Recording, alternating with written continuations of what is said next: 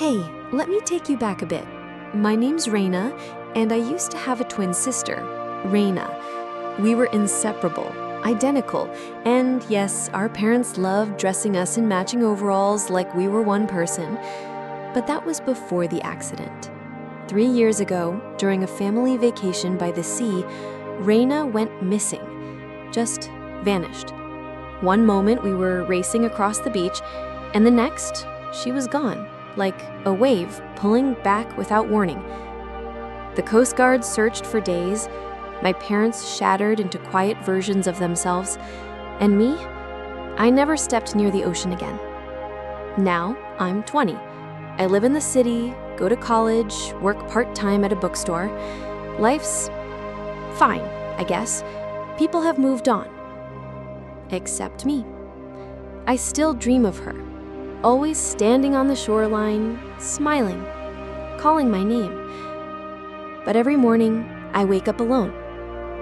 It's funny how memories can live inside places, even after people are long gone. Our old family house by the sea still stands.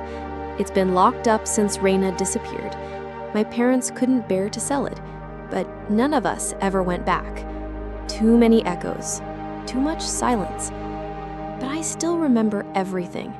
The lavender wallpaper in our room, the creaky step right before the kitchen, the tiny attic window where Raina used to hide when she was mad at Mom. That house was ours. Today, after my shift at the bookstore, I passed by an old woman reading a fairy tale to a child. She said something that gave me chills. They say twins share a thread, even when one's gone. I don't know why, but it stuck with me all day, like a whisper I wasn't meant to hear. That night, before I went to bed, I looked at an old photo from our last summer at the beach.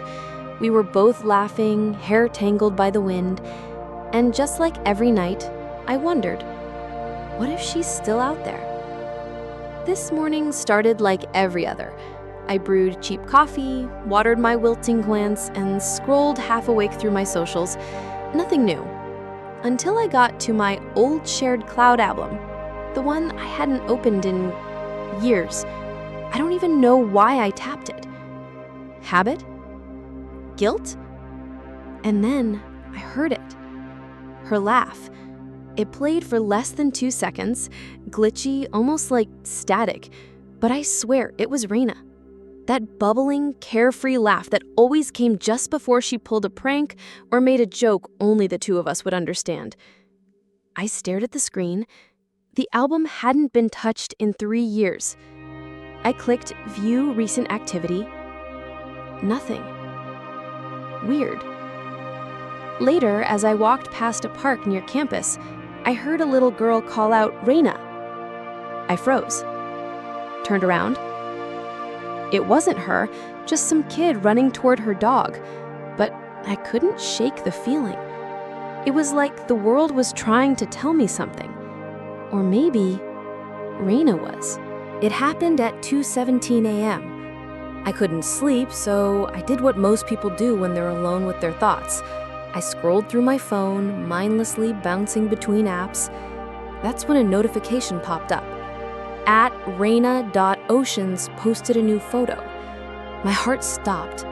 That was Raina's old username. She made it when we were 15. She hadn't posted anything since the summer she vanished. Hand shaking, I clicked it open. There she was, Raina, smiling, hair messy like she'd just woken up, wearing her favorite green sweater. And behind her, the wallpaper, the dusty shelves, the window with the chipped white frame. It was our old room in the locked seaside house. The caption simply read, "Home." I couldn't move, couldn't breathe.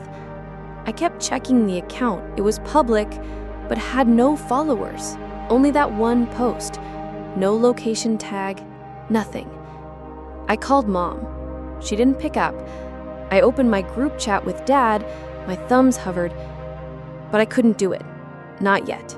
Because deep down, something inside me whispered, "Don't tell anyone yet. Go there, alone." By 10 a.m., I was on the train. I didn't tell anyone where I was going, just threw on a hoodie, packed my phone charger, and took the earliest ride to the coast. Every mile closer to the ocean felt heavier. I hadn't seen the seaside house in 3 years. We used to come here every summer. Mom, Dad, Raina, and me.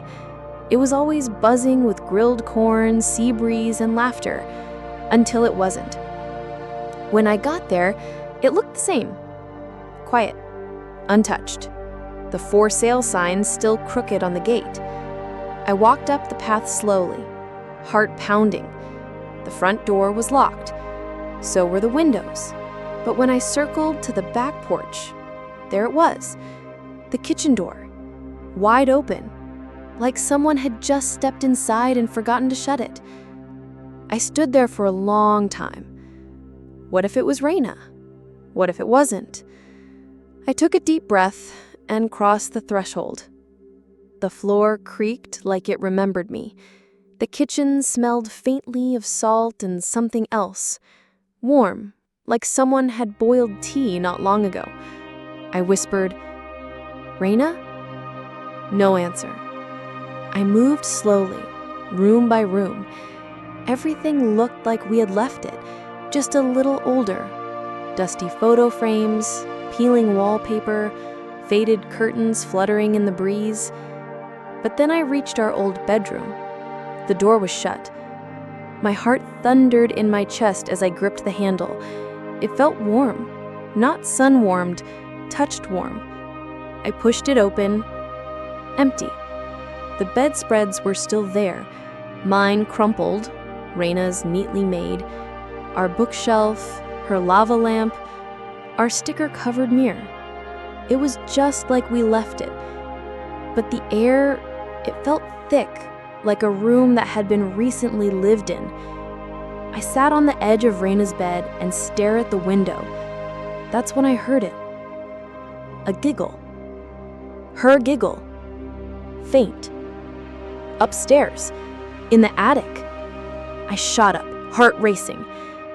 The attic ladder was still there, folded into the ceiling above the hallway. I whispered again, "Raina?" Silence. Then, just for a second, barely loud enough, I heard, "Ray, you finally came." The attic. That was always Raina's space, her hiding place, her fortress. I remember once she snuck up there and stayed for 3 hours just to avoid doing chores. I stood beneath the trapdoor for what felt like forever. Then I pulled the string. Creak. The ladder slowly descended. The attic smelled like old pine and dust. I climbed up, flashlight shaking in my hand. But when I peeked over the edge, my heart dropped. Empty. Just boxes, cobwebs, a few old toys. I whispered, "Raina?" Nothing. I stepped fully inside. There was a dollhouse near the corner, our old one. I don't know why, but I opened it. Inside, someone had placed 2 small paper dolls, twins. But one was missing its head. I shivered. And then I noticed something scratched into the wooden floor beside it. She's not me. I couldn't sleep in that house. I tried, curled up on my old bed like I used to, but every time I closed my eyes, I heard the same sound. Soft footsteps. Above me. Then silence. Around 3 a.m., I gave up. I wandered back to the attic, determined to look again. This time, I noticed a small box tucked behind the insulation. It was labeled in thick black marker, R+R Secrets. My heart jumped. It was ours. Inside were silly things, stickers, candy wrappers, old Polaroids, notes we used to pass to each other, but one note stood out. It was folded into a tiny triangle and written in Raina's handwriting, no doubt. It read, "If you're reading this, you came back, but something isn't right. Please don't trust her." Her who? The writing looked recent, not like the faded ones from before. But how could that be? I stared at the attic window. The moonlight shimmered faintly across the glass. And then I saw it. a shadow. Outside. Watching. Morning came cold and gray. I barely slept after what I saw at the attic window. I told myself it was a trick of the light, a branch, a bad dream. But deep down, I didn't believe that. Around 7 a.m., I decided to walk through the backyard garden. It was overgrown now, tangled vines, cracked stepping stones, wild roses that shouldn't even be blooming this time of year. That's when I saw her, standing at the far end, back turned, facing the sea. She had long black hair, a green sweater, and her head tilted just slightly to the side, exactly like Raina used to stand when she was lost in thought. I whispered, "Raina?" She turned around slowly, and I swear, it was her face. Same eyes, same freckle under her left eye, same calm smile. "Raina," she said, like no time had passed. I stepped forward, heart pounding. "I thought you were..." "I missed you too," she cut in. But something felt wrong. She didn't hug me, didn't cry, just stared, like she was waiting for me to do something. Then she said, "I need you to stay here with me. We're better together." The way she said it chilled me, like it wasn't a request, like it was a command. After the strange encounter in the garden, I followed Raina inside. She moved like her, talked like her, smiled like her. But something in my gut kept whispering, "That's not her." She kept showing me old stuff from our room, bracelets we made, scrapbooks, even our broken karaoke machine, like nothing had happened. "Where have you been?" I finally asked. She just smiled and said, "I never left, you did." That night, when she went upstairs, without a word, I locked myself in our room and started searching. If Raina really had come back, there'd be something only she would have left behind. That's when I noticed one of the floorboards felt loose. I pried it up. There, wrapped in an old t-shirt, was a small leather journal, Raina's. I recognized her doodles on the cover. It was dated the summer she disappeared. I opened the first page. "Something's wrong with me. I keep hearing things, seeing someone who looks like me, but it isn't me." Page after page, desperate notes, drawings of her own reflection with blacked out eyes, and this. If she finds this, it means I lost. I closed the journal, heart racing. I wasn't living with my sister. I was living with the thing that took her. I didn't sleep. I couldn't. Not after reading Raina's journal. Every word burned into me like a silent scream she left behind. That thing in the house, it looked like her, talked like her, but it wasn't her. I needed to leave, now. I stuffed the journal into my backpack and quietly stepped out of the bedroom. The house was quiet. Too quiet. No birds, no wind, no creak from the loose step on the stairs. Just stillness. I crept to the front door and grabbed the knob. It wouldn't turn. I tried the back. Same thing. Windows? Nailed shut from the inside. I ran to the kitchen, yanked open drawers looking for anything. Tools, scissors, keys, when I heard it. "Where are you going?" I turned. She was standing in the hallway, smiling. But her eyes looked wrong, too wide, too still. "Didn't you say you missed me?" she asked.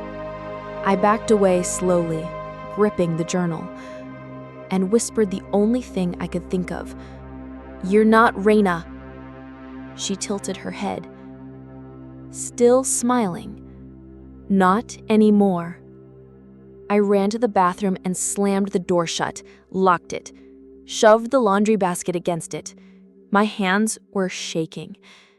I opened Raina's journal again, flipping through the pages like they might suddenly blow and give me a way out. Then I found it, a small note at the bottom of a torn page. "She can't lie to mirrors. That's how I knew."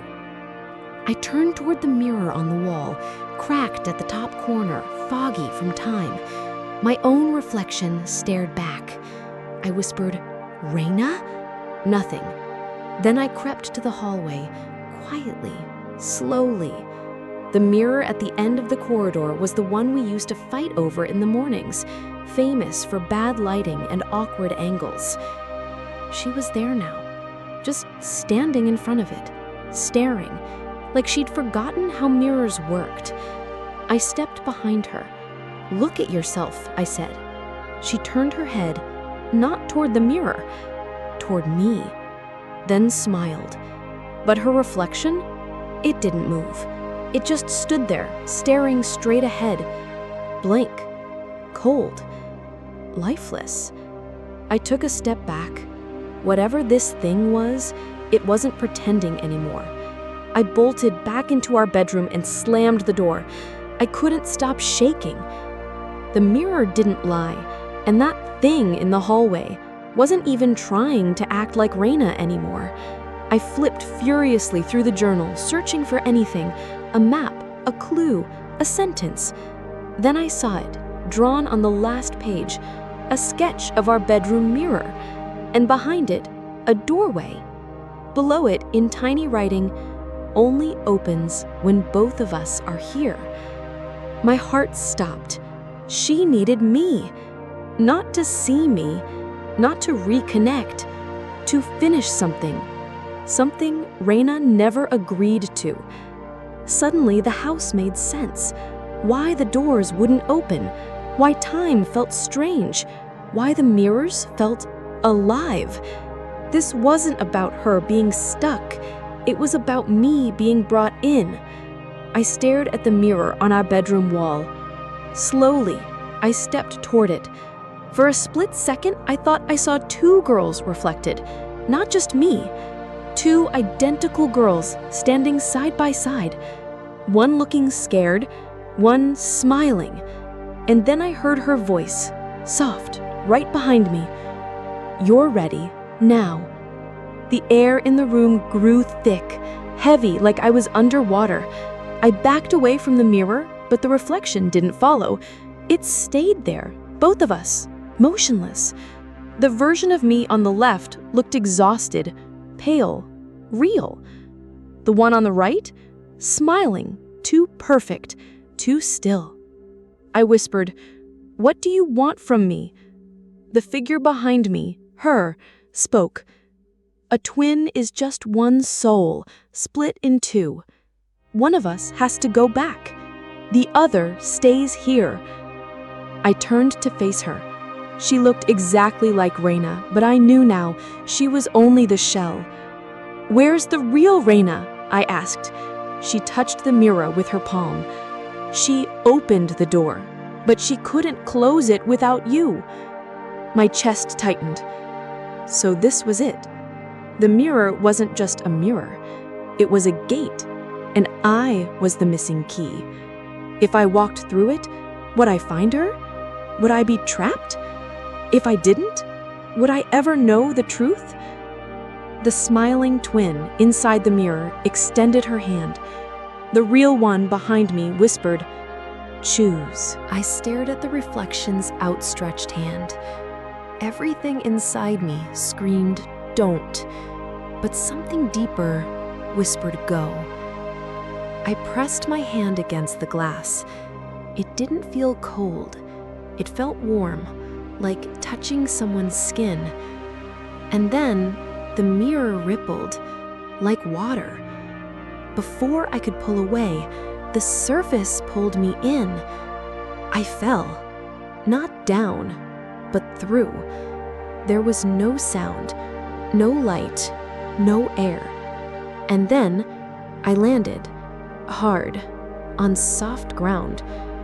I looked up. I wasn't in the bedroom anymore. I was outside. The sky was pale gray. The house behind me looked the same, but wrong, like someone repainted it from memory. I turned around, and there she was, Raina. Hair messy, freckled, eyes red, like she hadn't slept in years. She blinked slowly, whispered, "Raina?" Tears hit my eyes before I could speak. She stepped closer. Her lip trembled. "You really came." We hugged, fiercely. But the moment I touched her, something shifted. She felt real, but the world around us started to flicker. Raina pulled away. "This place, it's not stable. We don't have much time."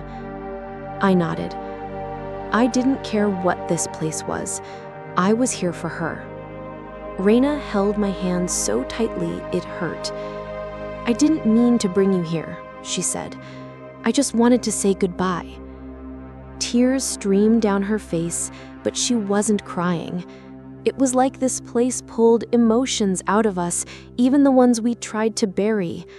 I asked her, "What is this place?" She looked up at the pale sky. "It's between, a reflection of what was, a trap for what couldn't let go." She told me everything. That summer by the sea, she'd seen something in the water, a shimmer. A mirror, not of glass, but of memory. She touched it, and she fell through.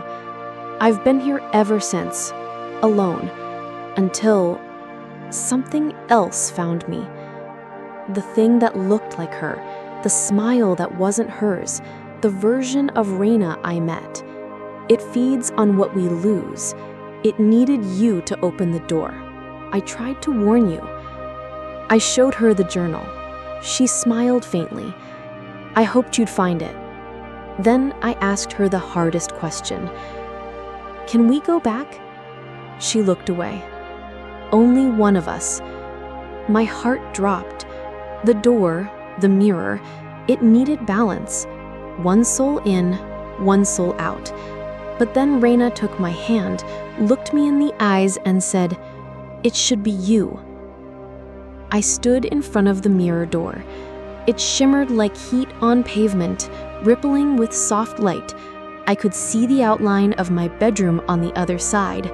My life, my world. Behind me, Raina just watched, calm, almost peaceful. But I wasn't. "I'm not leaving without you," I said. She smiled sadly.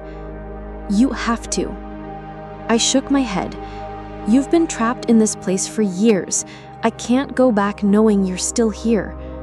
Raina stepped closer and cupped my face, like she used to when we were kids and I had nightmares. "But you'll remember me. You'll live for both of us." Then she placed something in my hand, a small necklace, the one we used to share, the one we lost the day she disappeared. "Wear this, so I'm never far." My chest ached, my throat tightened. I wanted to scream, cry, bargain, but deep down, I knew she wasn't choosing to stay. She already had.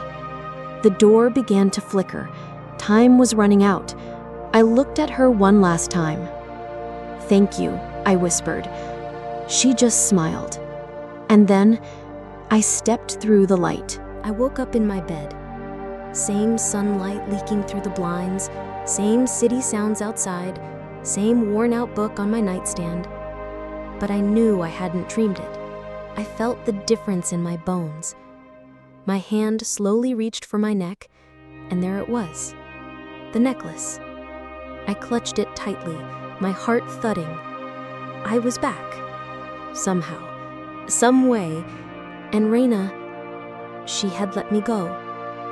Everything looked normal, but felt slightly off, like the world had been put back together, just not in quite the same order. I checked my phone. No strange accounts, no new selfies. The mirror in my room? Just a mirror. It was as if none of it ever happened, except for one thing. In my photo gallery, buried between two pictures from last year, there was a photo I hadn't taken. A blurry picture of two girls standing in a field of light. One smiling, one crying. The caption read, "We shared the world. Now you live for both of us." A week passed. I didn't tell anyone the full story. How could I? It sounded impossible. Instead, I went through my days quietly. Classes, work, coffee shops. But everything felt more vivid now. Like I was finally seeing life for what it really was. A gift, borrowed and fragile. Sometimes I still expected Raina to text me or pop into my room with a sarcastic joke. But I knew now. She was free. One afternoon, I took the train back to the coast, alone. The house was still there, locked, silent, just as we left it. But I didn't need to go in. I walked down to the beach, the very place we last stood together as kids. Then I took off the necklace and buried it under our favorite driftwood log. I placed a shell on top, like we used to do when we made secret twin time capsules. "This is your part of the world now," I whispered. And as the sun dipped into the sea, the sky split in two. One side gold, one side soft violet, like it remembered both of us. Life went on. I started writing again, something I hadn't done since Raina disappeared. At first, it was just scattered thoughts, then pages, then stories. Mostly about two girls. One who stayed, one who left. Both who loved each other more than the world would ever know.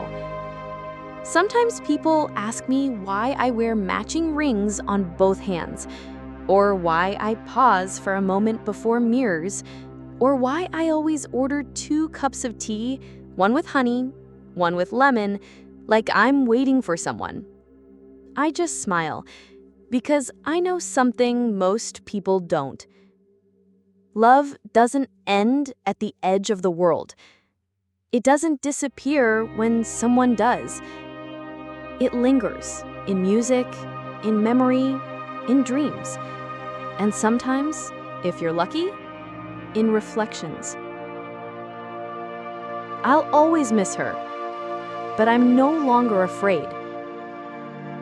Because somewhere, on the other side of the mirror, she's watching the sunset too.